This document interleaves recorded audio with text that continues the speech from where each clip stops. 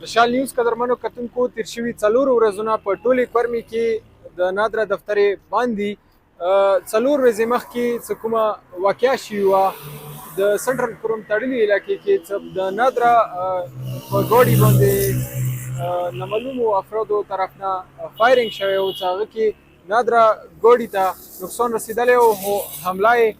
باد شوې وه نو هغې وجې نه د نادره دفترو هړتال دی او نن څلور ورځې کېږي په ټولې کرمې کې د نادره دفترې باندې خلک راځي صبحي کسي نادره ته انتظار کوي نو ډېر لیټه پورې خلک دلته ناست وي زنانه ماشومان واړه غوټ ټول ناست وي انتظار وکړي هغه نه بعد بیا هغه ناامیده لاړ شي موږ نادره حکام سره رابطه وکړه هغوی ویل څه تر څو پورې څه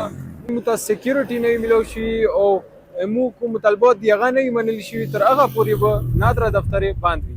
د شال نیوز دپاره مصطفی خان پارا چنار ضلع کرم